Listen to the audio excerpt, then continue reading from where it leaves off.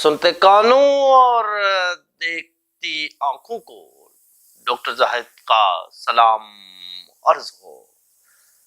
Dear students, आज के इस लेक्चर में अगर हम गुज़श्ता से व्यवस्था करें तो हमने लास्ट लेक्चर में क्या सीखा था। लास्ट लेक्चर के अंदर हमने ह्यूमन एनाटॉमी की कुछ ब्रांचेस को डिस्कस किया था। आज के इस लेक्चर में हम जो हमारा सेकंड चैप्टर है जिसके अंदर हम एनाटॉमी की कुछ टर्मिनोलॉजीज को स्टडी करेंगे। अब एनाटॉमी की अगर हम टर्मिनोलॉजीज की बात करें तो बज़ाहिर ये जो पूरा चैप्टर है आपका एमसीक्यूज के लिहाज से काफी इंपॉर्टेंट है। अब टर्मिनोलॉजीज जो है वो बॉडी से रिलेटेड है। अगर हम पहली टर्म की तरफ जाएं तो इसकी पहली टर्मिनोलॉजी जो है वो है वेंट्रल या इंटीरियर। याद रखें, वेंट्रल या इंटीरियर का मतलब होता है सामने। वेंट्रल या इंटीरियर का मतलब होता है सामने। अब हम इसको बात करें तो ये कहेंगे कि बॉडी के वो पार्ट्स जो कि सामने वाले हिस्से पर मौजूद है। मिसाल के तौर पे हमारी आईज हैं तो आईज बॉडी के फ्रंट पार्ट पर मौजूद हैं तो हम आईज को कहेंगे कि ये वेंट्रल या फिर इंटीरियर बॉडी पार्ट है, यानी वो बॉडी पार्ट जो बॉडी के फ्रंट हो। सेकेंडली एक चीज और भी क्लियर करता चलूं, फ्रंट के साथ साथ वो एब्डोमेन के भी करीब होने चाहिए।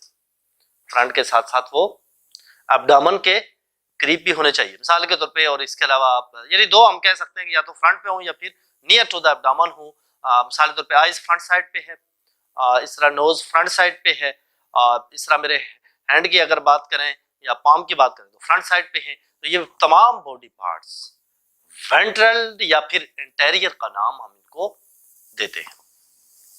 अब दूसरी जो टर्मिनोलॉजी है वो बिल्कुल इसकी अपोजिट है, डोर्सल या पोस्टेरियर।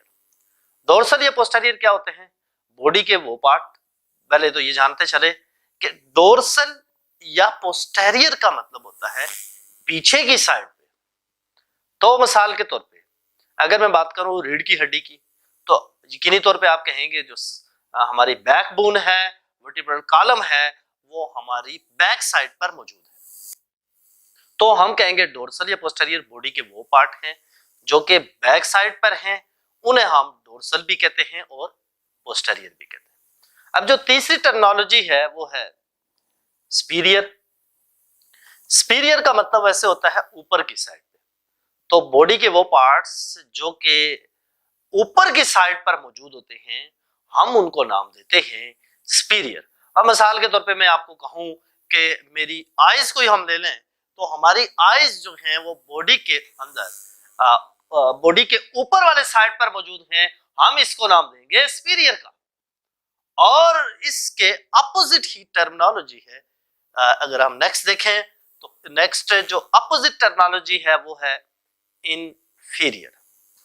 अच्छा, अब इंफीरियर को अगर हम देखें तो बिल्कुल ऐसा जिसका नाम इसको इंडिकेट करता है कि बॉडी के वो पार्ट जो कि लोअर साइड पर मौजूद हो इसको इंफीरियर कहते हैं। और इंफीरियर एज खुद इसका मतलब भी होता है नीचे की साइड पर। मैं मसलन अपने फीट की बात करूं, पांव की बात करूं तो वो मेरे नीचे की साइड पर मौजूद है। तो ये वाले पार्ट्स जो कि बॉडी में डाउन साइड मौजूद हो, नीचे की साइड मौजूद हो, हम उनको नाम देते हैं इंफीरियर का। अब हम चलते हैं नेक्स्ट टर्मिनोलॉजी पे जो कि एक अहम टर्म है, मीडियल लाइन। अच्छा, मीडियल लाइन की अगर हम बात करें तो मीडियल लाइन बेसिकली इसको मीडियोजस्टल प्लेन भी कहते हैं। ये कौन सी प्लेन होती है? इसका दूसरा नाम मीडियोजस्टल प्लेन है, जो बॉडी को दो इक्वल हाफ में डिवाइड। मिसाल के तौर पे अगर मैं आपके सामने यूं लाइन लगाऊं, ये देख लें, तो ये बॉडी को दो इक्वल हाफ में डिवाइड करेगी। एक लंग्स एक साइड पे, एक लंग्स एक साइड पे, हाफ नोज इस साइड पे, हाफ नोज इस साइड पे, और एक आंख इस साइड पे, एक आंख इस साइड पे। तो ये बॉडी को दो इक्वल हाफ में डिवाइड करती है। तो बॉडी की वो लाइन जो कि बॉडी को दो इक्वल हाफ में डिवाइड करे उसे हम मिड लाइन कहते हैं या मीडियल लाइन कहते हैं या मीडियोजस्टल प्लेन कहते हैं। जैसे ये पिक्चर में भी आप देख सकते हैं, ये बिल्कुल फ्रंट लाइन उन्होंने ड्रा की हुई है, दरमियान में से ये बॉडी को आधे एक हिस्से में डिवाइड कर रही है और फिर आधी दूसरे पार्ट को दूसरे हिस्से में डिवाइड कर रही है। इसको मीडियल लाइन कहते हैं। अब आ जाए मीडियल पे।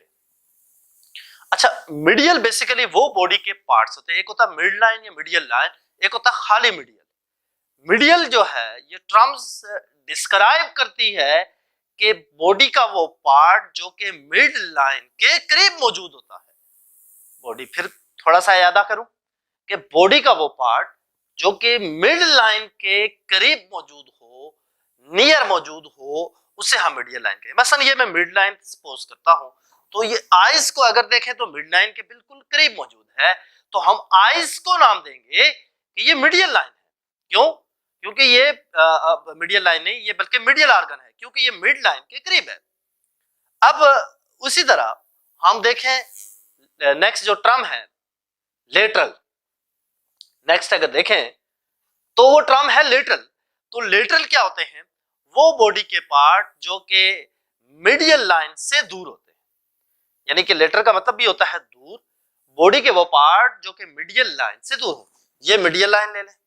अब देखें मेरी फिंगर्स मीडियल लाइन से बहुत दूर है, हम बोलेंगे ये लेटरल ऑर्गन है, यानी कि बॉडी के वो ऑर्गन जो कि अगर हम मिड लाइन दरमियानी लाइन को देखें उससे अगर दूर मौजूद हैं तो हम उनको लेटरल का नाम देंगे।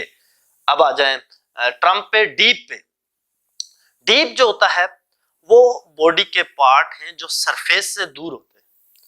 मिसाल के तौर पे मैं अगर देखूं, मेरी स्किन सरफेस है, सरफेस कहते हैं सतह को, स्किन एक सरफेस है। अब अगर मैं फेफड़ों की बात करूं तो ये काफी अंदर मौजूद है, किडनी की बात करूं काफी अंदर मौजूद है। तो डीप कहते हैं बॉडी के वो पार्ट्स जो कि सरफेस से दूर मौजूद हो, अंदर मौजूद हो, तो उसको हम डीप कहते हैं। जैसा कि किडनी हो गई, और kidney is deep to the skin, मतलब स्किन से काफी दूर है। हड्डियां हो गई, इसके अलावा हार्ट हो गया, इसके अलावा फेफड़े हो गए, तो ये सारे स्किन से काफी दूर अंदर मौजूद होते हैं, हम इनको डीप का नाम। इसकी अपोजिट जो टर्म है वो है सुपरफिशियल। सुपरफिशियल का मतलब होता है सतह। द वर्ड सुपरफिशियल मीन सतह। तो सुपरफिशियल बॉडी पार्ट्स कौन से हैं?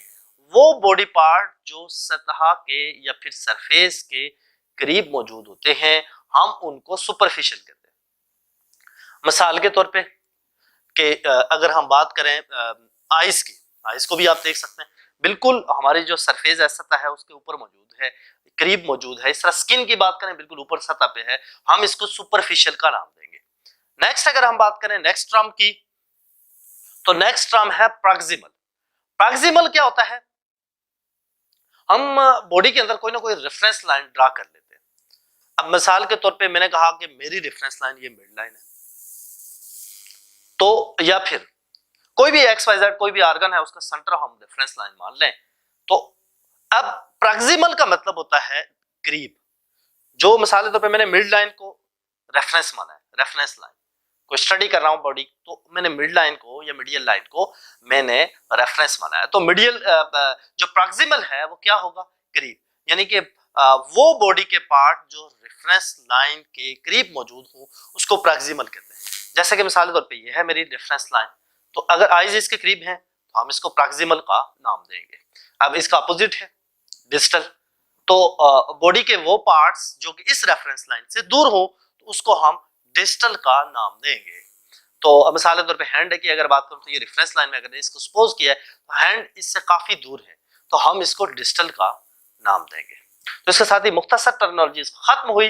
अब हम जाते हैं कंबाइंड टर्मिनोलॉजीज पर। कंबाइंड टर्मिनोलॉजीज में सबसे पहली जो टर्म है वो है इन फॉर मीडियल, यानी दो टर्म्स को कंबाइन किया गया है, इन फॉर को भी और मीडियल को भी। अब इन फॉर क्या होता है? इंफीरियर से निकला है, और मीडियल का मतलब होता है मिड लाइन, यानी कि नीचे की भी साइड है और मिड लाइन के भी करीब है। इंफीरियर मतलब डाउन साइड पे, नीचे की साइड पे, और मीडियल मतलब मिड लाइन पे। तो बॉडी के वो पार्ट्स जो कि नीचे की भी साइड पर हूं और मिड लाइन के करीब हूं उनको हम इंफॉर्मेडियल कहते हैं।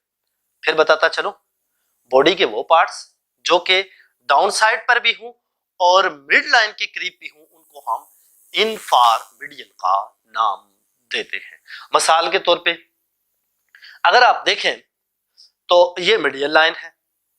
अब मीडियल लाइन में डाउन साइड कौन से होंगे, अप साइड कौन से होंगे। इसमें हम एक लेवल तस्वर कर लेते हैं हार्ट को।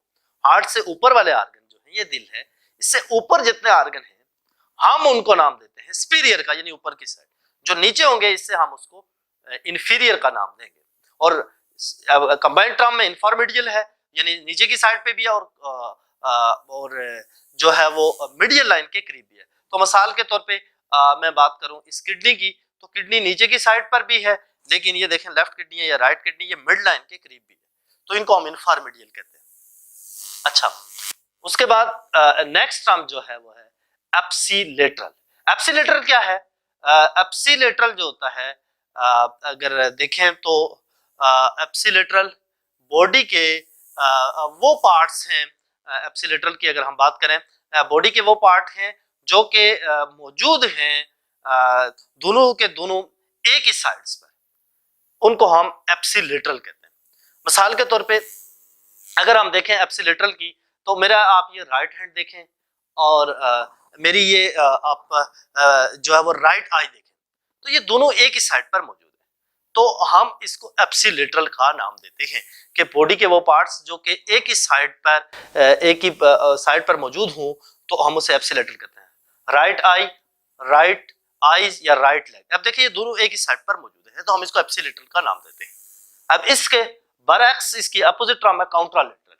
काउंट्रालेटरल इसकी अपोजिट है कि बॉडी के वो ऑर्गन जो कि अपोजिट साइड पर मौजूद हो, जैसा कि मिसाल के तौर पे राइट हैंड और लेफ्ट लेग। अब राइट एंड लेफ्ट लेग दोनों एक दूसरे के अपोजिट साइड पर मौजूद हैं, तो हम इसको नाम देते हैं काउंट्रालेटरल के। अच्छा, अब जो आगे हमारी बोन्स मूवमेंट की जो टर्मिनोलॉजीज हैं, उसमें सबसे पहले है फ्लेक्जन। अच्छा, फ्लेक्जन में बेसिकली फ्लेक्जन का मतलब होता है जब दो बोन्स हड्डियां इस तरीके से हरकत करें कि उनके दरमियान एंगल कम हो, तो उसको हम फ्लेक्जन का नाम देते हैं। मिसाल के तौर पे मैं अगर यूं अपनी मुट्ठी को बंद करता हूं, तो आप देख लें कि ये हड्डियां जो है जो उंगलियों की हड्डियां हैं वो एक दूसरे के करीब आ रही है, तो ये कहलाएगा फ्लेक्जन। आपके कोर्स में जैसे सामने ही बिल्कुल डायग्राम बनी हुई है जिसमें हैंड को यूं करके दिखाया है, तो इसमें देखें कि एंगल जो है वो दो हड्डियों के दरमियान कम हो रहा है, तो इसको हम फ्लेक्जन का नाम देंगे। मिसाल के तौर पे एल्बो है, क्लंचिंग, जैसा कि एग्जांपल में उन्होंने लिखा है क्लंचिंग अ हैंड इनटू फिस्ट, यानी किसी चीज को यूं करके पकड़ना। तो आप यूं करके पकड़ेंगे तो आप देखें कि आपकी फिंगर्स जो हैं वो फिंगर आपकी मुट्ठी के करीब आ जाएंगी, यानी फिंगर एक दूसरे के बिल्कुल करीब आ जाएंगी, यूं बेंड हो जाएंगी, तो इसको हम नाम देंगे फ्लेक्जन का। अब आ जाओ एक्सटेंशन पे। इसके अपोजिट जो टर्म है वो है एक्सटेंशन। एक्सटेंशन ये है जिसमें एंगल जो होता है बिटवीन टू बोन्स जो होता है वो इंक्रीज हो जाता है। जैसा कि मिसाल के तौर पे आप अगर देखें तो यूं मैंने हाथ को यूं अगर ओपन किया है, तो दो ये देखें, ये जो है फ्लेक्जन है, ये एक्सटेंशन है। फ्लेक्जन में एंगल कम हो रहा था, इसका अपोजिट जो था वो एक्सटेंशन था, जिसमें डिस्टेंस या एंगल बिटवीन टू बोन्स जो है वो इंक्रीज हो रहा है। जैसे ये वाली हड्डी देख लें, ये वाली हड्डी देख लें, मैं नाम नहीं ले रहा, मुश्किल होगा आपके लिए, अभी हमने इनको स्टडी नहीं किया, तो बस ये देख लें कि ये एंगल जो है इनके दरमियान जो है वो बढ़ रहा है। एंगल अगर बढ़ रहा है तो हम इसको नाम देंगे एक्सटेंशन का। अब आ जाएं अबडक्टर पे। अबडक्टर ये होता है कि जिसमें पूरा कोई पार्ट या लिम्ब जो होता है वो जाहिर सी बात है हमारे से लेग्स या हैंड ही मूव करेंगी, हम उसी लिहाज से लिम्ब का नाम देते हैं। तो अबडक्शन ये होता है कि जिसमें कोई लिम्ब जो होता है वो जो है वो मिड लाइन से दूर चला जाए। मिसाल के तौर पे ये देखें, अभी मैं ये मेरी मिड लाइन है, ये मेरा हैंड मिड लाइन के करीब आ गया, तो ये जो है वो अब देखें, अब मेरा जो हैंड है वो मिड लाइन से दूर हो रहा है। अब अगर जो हैंड मिड लाइन से दूर हो रहा है तो हम इसको एबडक्शन का नाम देंगे, यानी कि लिम्ब जो है या बाजू जो है वो मिड लाइन से दूर हटा है, तो इसको हमने नाम दिया एबडक्शन का। जैसे कि कोर्स में की बुक में आपको जो डायग्राम दिखाई गई है, उस डायग्राम के अंदर उन्होंने पांव को दिखाया कि पांव यूं जाके लिम्ब से मिड लाइन से दूर हो रहा है, तो ये उन्होंने एबडक्शन का है। लास्ट टाइम हमारे पास जो 2019 के एग्जाम में जो पेपर आया था, तो उसमें उस तौर पे इस तरह की डायग्रामें दी हुई थी, तो पूछा ये गया था ये कौन सी मूवमेंट है, तो डायग्रामों को आपने देखना है कि आया वो मिड लाइन के करीब हो रही है, दूर हो रही है। तो मिड लाइन से अगर दूर हट रही है तो उसको एबडक्शन का नाम देंगे। इसके अपोजिट जो है वो एडक्शन है, जो इसका बिल्कुल अपोजिट है। एडक्शन का मतलब ये होता है कि मिड लाइन से ऑर्गन्स का करीब आ जाना, इसको हम नाम देते हैं एडक्शंस। मिसाल के तौर पे ये देख ले, मेरा हैंड है, ये मेरी मिड लाइन के करीब आता जा रहा है, तो ये इस टर्म को हम नाम देंगे एडक्शन का। नेक्स्ट अगर देखें हम, तो नेक्स्ट जो टर्म हम स्टडी करने जा रहे हैं वो है प्रोनेशन और सपिनेशन। ये दोनों एक दूसरे की अपोजिट टर्म है। प्रोनेशन ये होता है कि जिसमें फोर आर्म की जो पोजीशन है वो पाम जो है, फोर आर्म और पाम वगैरह जो है वो डाउनवर्ड होते हैं। मिसाल के तौर पे ये वाली पोजीशन अगर आप देखें तो इसमें ये फोर आर्म जो है और इसके अलावा ये फोर आर्म होता है, इसके अलावा ये पाम जो है वो नीचे की तरफ दे है, तो इसको हम नाम देते हैं प्रोनेशन। और उसके बाद नेक्स्ट टर्म है सपिनेशन। सपीरियर आप ऑलरेडी पढ़ चुके हैं कि ऊपर की साइड को कहते हैं, तो ये चूंकि अपोजिट टर्म है तो सपिनेशन में ये होता है जिसमें फोर आर्म और जो हमारी पाम है, हथेली है, वो ऊपर की साइड पे होती है, तो इसको हम सपिनेशन का नाम देते हैं। अब हमारी जो नेक्स्ट टर्म है इन्वर्जन और ईवर्जन, ये भी एक दूसरे की अपोजिट टर्म है। इन्वर्जन ये होता है जिसमें फुट जो होता है, moment of a feet towards the medial line, के फीट अगर मिड लाइन के करीब आ रहा है तो इसको हम जो है वो इन्वर्जन का नाम देते हैं। और अगर हम ईवर्जन का कहेंगे तो जिसमें moment of 16 feet away from the medial line, यानी मैं अगर देखूं तो मैं खुद मूवमेंट करके आपको दिखा देता हूं कि इसमें इन्वर्जन क्या इवर्जन क्या है। सोल जो होता है वो अगर मिड लाइन के करीब आ रहा है तो वो इन्वर्जन है। यूं ये देखें मेरा पांव अंदर की तरफ आ रहा है, ये इन्वर्जन है। तो अगर मेरा पांव बाहर की तरफ जा रहा है, यानी सोल बाहर की तरफ जा रहा है मिड लाइन के, तो ये ईवर्जन कहलाएगा। तो ये यूं इन्वर्जन है और यूं ईवर्जन है। अब नेक्स्ट हम देखें तो एलिवेशन है। एलिवेशन और डिप्रेशन एक दूसरे की अपोजिट टर्म है। तो एलिवेशन ये होता है जिसमें बोन्स जो होती हैं वो अपर साइड मूव करती हैं, तो इसको हम एलिवेशन कहते हैं। मिसाल के तौर पे, और फिर चूंकि मैं पहले इस टर्म को, इसकी अपोजिट टर्म को बयान करके एग्जांपल से आपको समझाऊंगा। उसके बाद depression, moment of a bone towards the lower side is called depression. मिसाल के तौर पे ये एमसीक्यूज बिल्कुल इसी डायग्राम के साथ हमारे 2019 के एनुअल एग्जाम में आया था। एनटीएस का जो एग्जाम हुआ था उसके अंदर ये खुश तौर पे कंडक्ट हुआ था, खुश तौर पे कि ये जो पिक्चर है आपके सामने कि बताएं ये इन्वर्जन है या ईवर्जन है। तो इन्वर्जन ये होता है जिसमें बोन्स जो होते हैं वो अपर साइड जाती हैं। मुंह आपका अगर माउथ जो है वो क्लोज है तो ये जो है ये सॉरी एलिवेशन है।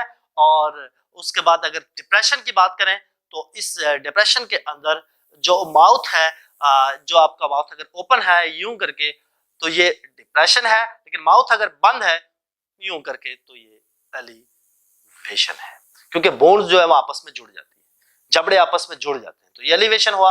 और अगर मुंह यूं करके ओपन करें तो एक दूसरे के जो जाज हैं, जबड़े एक दूसरे से दूर हट जाते हैं, दूर हो जाते हैं, तो ये कहलाता है डिप्रेशन। नेक्स्ट अगर देखें, नेक्स्ट टर्म में अगर हम जाएं तो हमारी आगे वाली जो टर्म है वो है प्लैंटर फ्लेक्शन। प्लैंटर फ्लेक्शन ये है जिसमें 16 फीट इन ईच एंगल और distance between foot and mid line increases and leg increases, यानी कि, और उसके बाद इसकी अपोजिट टर्म है dorsal flexion, distance between legs and foot is decreases, is called डोर्सिफिकेशन।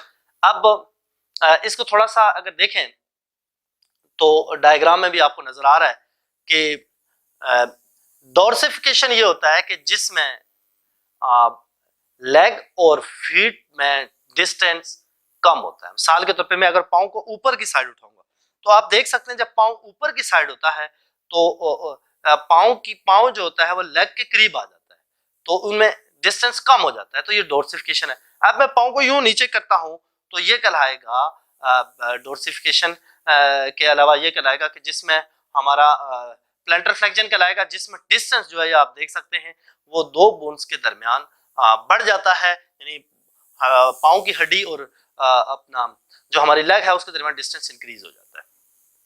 तो यूं नेक्स्ट टर्म हमारी है जो इस चैप्टर में डिस्कस होगी वो है, बल्कि यूं टर्मिनोलॉजी से ऑलमोस्ट कंप्लीट ही हो चुकी हैं।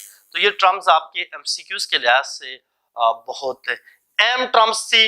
आपने इनको डायग्रामों के साथ याद करना है ताकि आपके पेपर के लिहाज से ये बहुत एक अहम समझी जाने वाली है, क्योंकि इसमें से कुछ एमसीक्यू जरूर डिस्कस होते हैं। तो इसके साथ ही आज का लेक्चर खत्म हुआ।